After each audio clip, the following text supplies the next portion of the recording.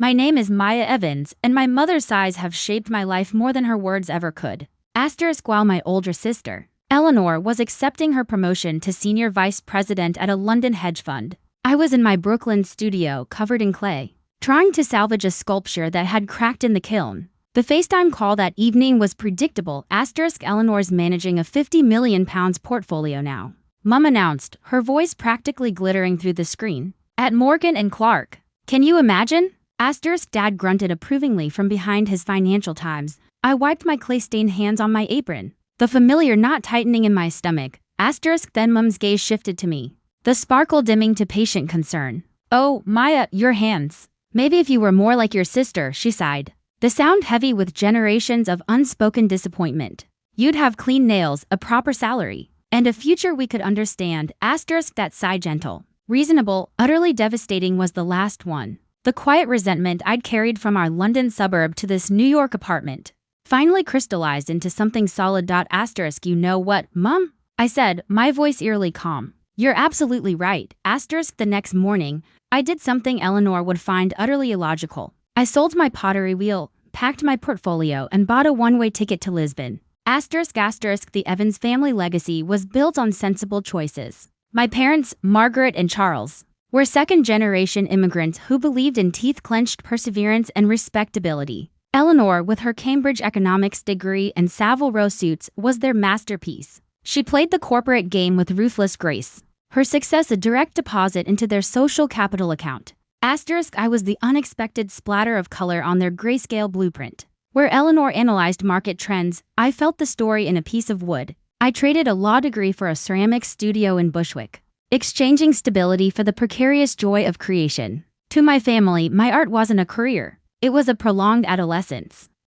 My life was a mosaic of gigs, teaching pottery classes to stressed bankers, crafting custom tableware for farm-to-table restaurants, selling the occasional piece at a local market. My studio was a beautiful chaos of half-glazed mugs and sketches, a world away from Eleanor's sleek riverside apartment with its view of the Shard. The comparisons were our family's background noise. Eleanor just bought a leasehold in Chelsea, Mum would mention as I showed her a new crystalline glazed vase. Eleanor is meeting with clients in Dubai, Dad would say, while I explained an upcoming gallery pop-up. Their love was constant, but their comprehension had limits, reserved for achievements with clear metrics and pension plans. Eleanor herself wasn't cruel. She was just busy ascending her predetermined ladder, vaguely baffled by her younger sister's choice of struggle. She'd email me links to arts administration courses or suggest I get a real job at a museum gift shop, never understanding that institutional walls felt like a cage to me. Mum sighed during that call. The soft suggestion to erase my essence and become a photocopy of my sister didn't spark anger. It unleashed a profound loneliness. They didn't see me. They saw Eleanor's unfinished draft. Lisbon wasn't random. It was the heart of the azulejo tradition, Portugal's iconic painted tin-glazed ceramic tiles. For years, I'd been secretly incorporating their geometric, storytelling patterns into my contemporary work. An online community of ceramicists adored it. My family had never seen it.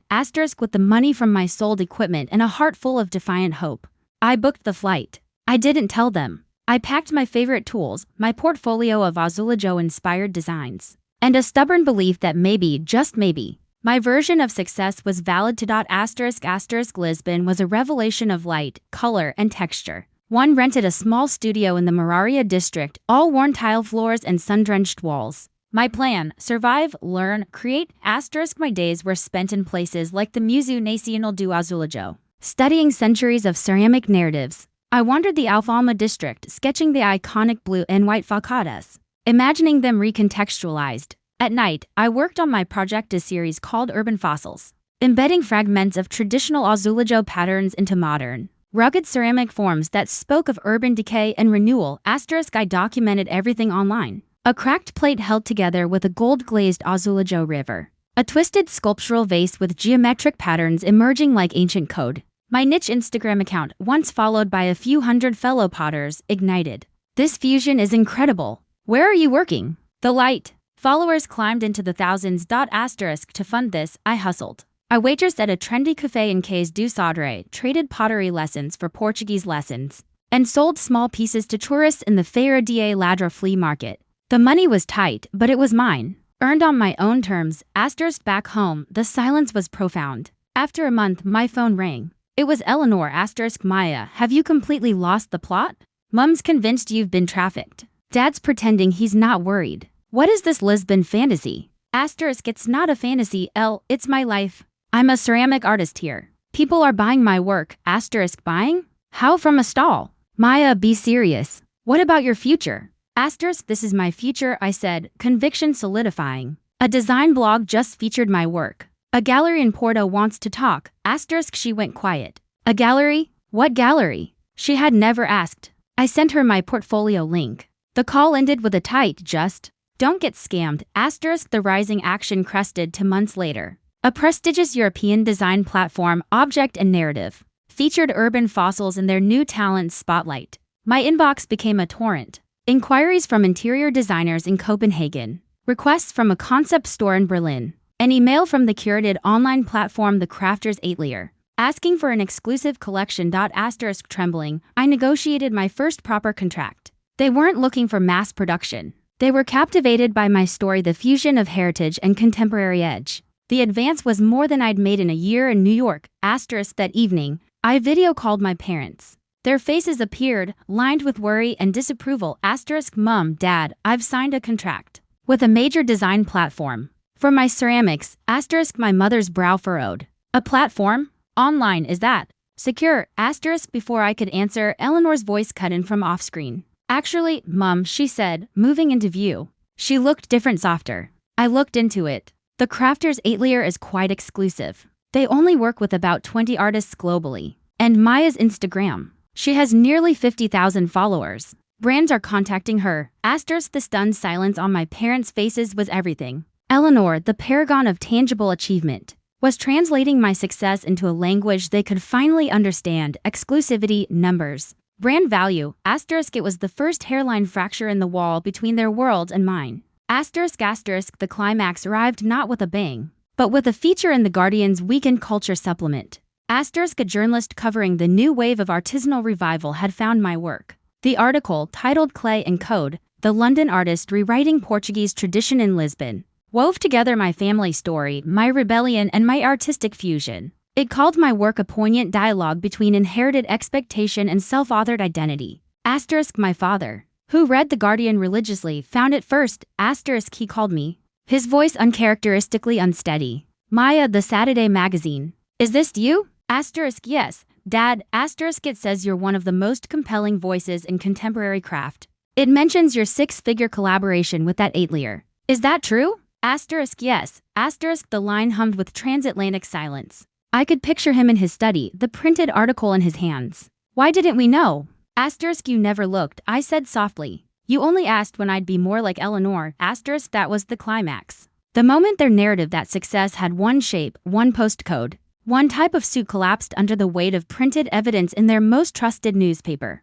Asterisk can you send us some pictures? He asked, his voice gruff with emotion. Of your pieces? Your studio. Asterisk I did. The next day, my mother emailed. Subject, your article. The message read, the blue vase with the crack of gold is beautiful. It's on the mantelpiece. Mum, the mantelpiece, the sacred display ground for Eleanor's graduation photos and corporate awards. Asterisk Eleanor called me later. So I told them about closing the deal on the Canary Wharf project, she said.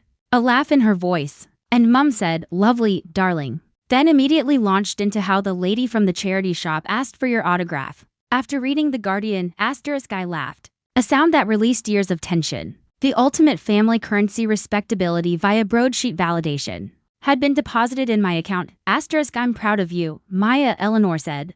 And I heard genuine warmth. You took the scary path. I just took the escalator. Yours required more courage. Asterisk.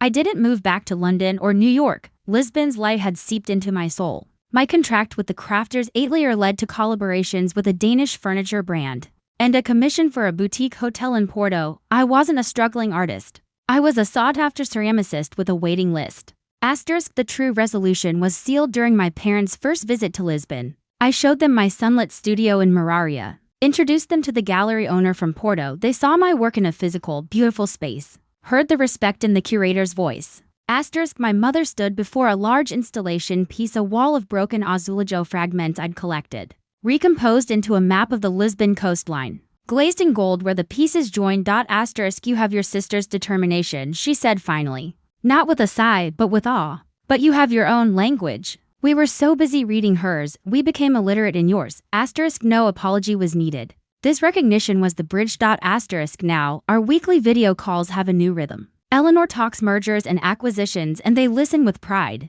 Then they turn to me. And Maya, how did the firing go? Did that museum in Milan confirm the acquisition for their permanent collection? Asterisk they finally see the two distinct, equally valid masterpieces they created. Eleanor built an empire within the system. I built a new system from clay and courage. Asterisk my mother's sigh taught me the truest thing: you cannot win a race running someone else's course. Sometimes you must sail to a new shore, get your hands dirty in foreign earth, and from it shape a world that honors both your heritage and your own unbreakable spirit.